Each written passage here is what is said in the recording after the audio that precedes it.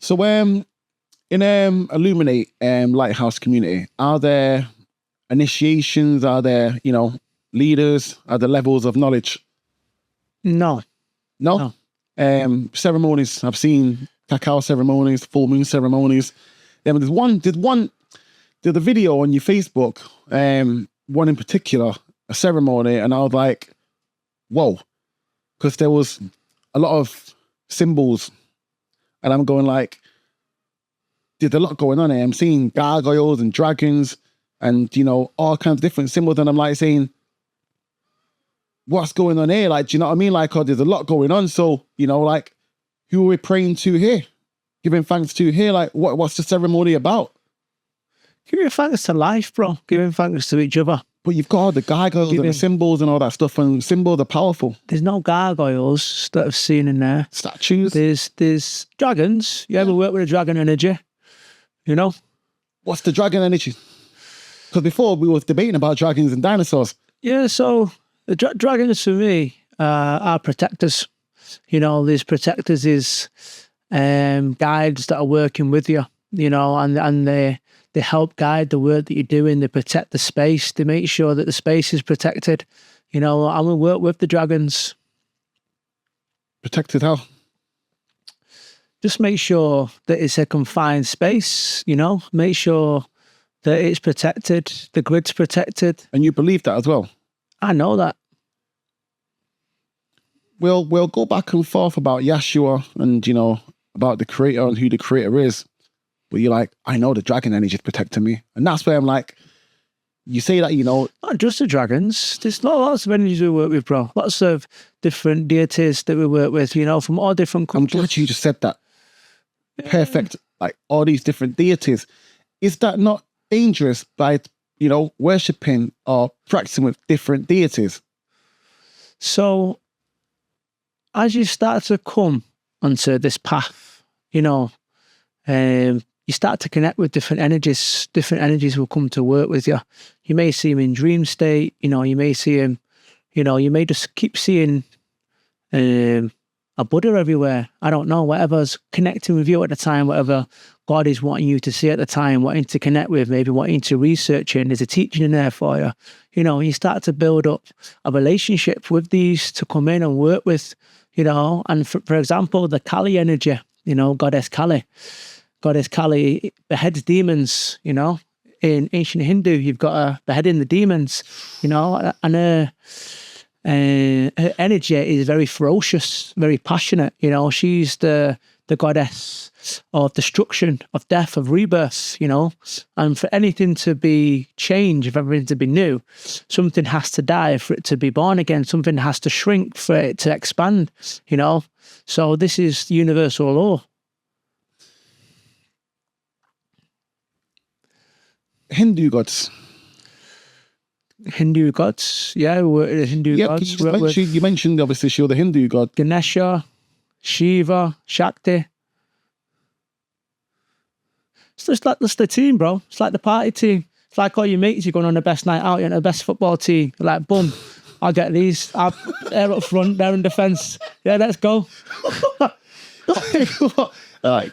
I was going to worship all these different deities and, hope for the best. No, you connect with him. You make a relationship like you've made. You feel like you really connect with Jesus.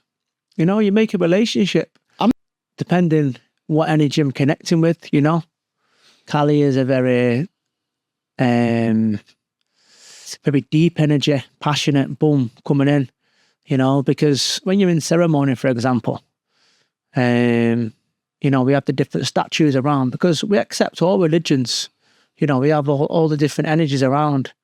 And I've seen Yeshua come, boom, like that, golden face. What?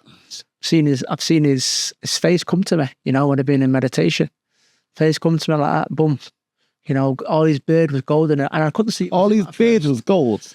Yeah, so what did he look like? So his characteristics and his face. So and you're saying he had a beard and so forth. When I see in the image, it was just a beard at first, and then I was like looking, and then it got bigger and bigger, and then I was seeing this figure, and I thought, wow. Then I went boom, and just went Yeshua. What colour was it? It was just all golden. You've got a golden image. Just all golden, bro, and just so much light coming out of him. And yeah, it made me quite emotional. How do you know it's Yeshua? Because I felt that connection, Yeshua. I knew it was him.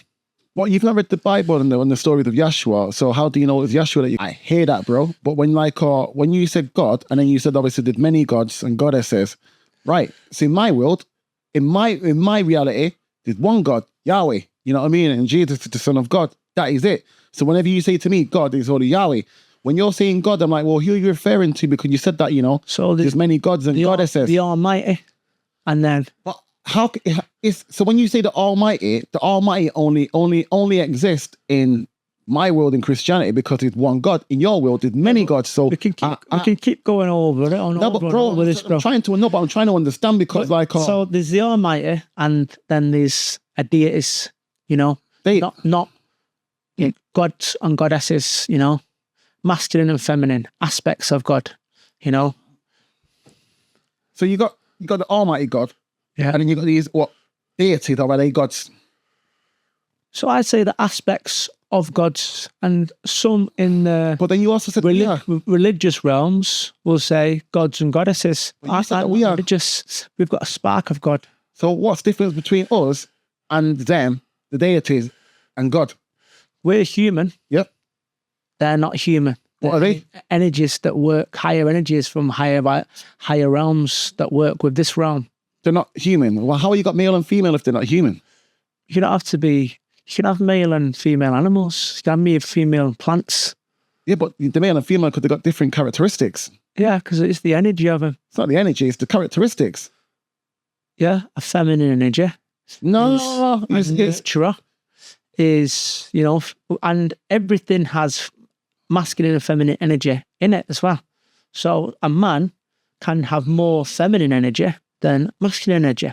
And you'll see this, you know, when they're acting quite flamboyant. Or that's because that's normally determined by their upbringing. Yeah, well, whatever it is. But so masculine and feminine energy is in everyone. No, but that's manipulated though. So the energy is yin and yang, is in everyone. You asked about the gods and goddesses, you know. Some of them are... No, but I'm saying to you, God and goddesses, I'm like, oh, well, you know, you said before God, and I'm like, well, when you're saying God, and then you're talking goddesses, and I'm like, well, do you know what I mean? Before you keep saying the creator, and then I'm like, what if you got all these goddesses? That's why you use the word creator. And then now you've got these goddesses, and you're saying that they're below God, but they're just energies, not human. I'm like... And I said an aspect, didn't you? An aspect, below. An aspect then, like, it's a bit confusing, I'll be honest with you, because I'm like, oh, then you say that we've got God in us, and I'm like, I don't know. Everything's got God in it, bro. Everything is an extension, a part of God. So why are these deities, these goddesses and goddesses, what is the need for them? Because it's a call on different energies. You know, if you wanted to sit and meditate, you know, or you want... Why do I need to call on energy when I've got God in me? You don't need to. But you just said that. That's why you meditate and you call on these different energies. And no, but this is the way that we work, and the energies that we work with may not be for everyone, you know. And this is where we show representations, and this is on certain parts of your path. You know, you may be going into the gym, and you might want to write, I'm going to call on Shiva energy, as I want some power, boom, calling some Shiva energy, boom, you know. Or you may call on Zeus or Hercules. You believe in Zeus? You know, but these are energies, bro. These are energies, you know. So it's like, these are aspects, you know, that we can call upon that give us inspiration. These may be stories, myths, legends that we can call upon to give us energy, you know. It's like, this is what this whole world is about, and all our ancestors have passed stories, passed myths, passed things on, and it's whatever resonates for you that you want to call upon. Yes, it is God. That's all the energy is God, you know. But if you have to start to break it down, it's like you have to break it down into different colours like this because you want it to be tangible, understandable. You have to have different aspects of God for different things that you'd like to do, you know. It's like, and that's how these different gods and goddesses come around, you know, in different religions. Be honest with you, I'm still not getting it. Yeah, I'll be honest with you, it's like, it's just... What is it that you want? It's not what I want, it's just like, it feels a bit like, don't take this the wrong way, but that people pleaser, that person that wants to be everybody's friend, so agrees with everybody, does what everybody wants. It's a bit like that, like, I accept all religions and I preach to everybody, and it's like, well, you can't, there's only one God. There's more than one God. It's like, and you can't please everybody. You can't accept all of them. Do you know what I mean? It's a bit like... You can. Everyone's welcome. You open the door, everyone's welcome, bro.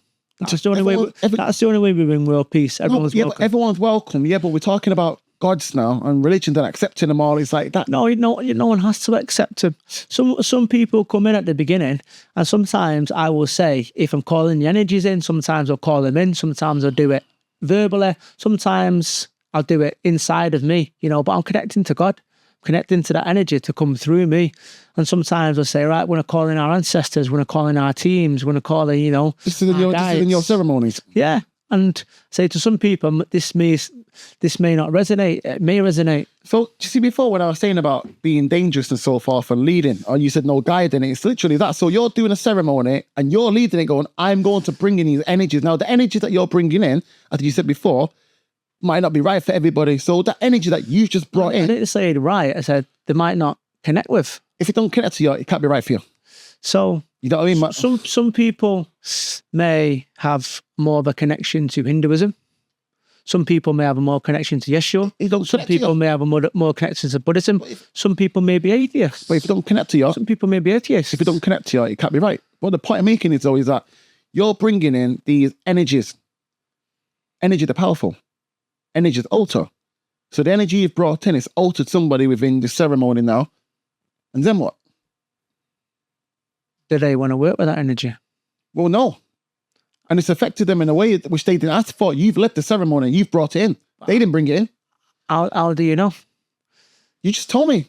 But I've not said it's affecting them in a way of no, you don't working. Know. You don't know for the greater good. You don't know how it's going to affect. And this is the point I'm making, work with these energies, bro. No, Jake. I work with these energies. This is my point. And my ceremonies are tight. And the people that have come have been coming for years and years. But Jake, and the effect that people are having, the proof's in the pudding. No, but everyone's people different. Of how it works, so, and how we're running the ceremonies.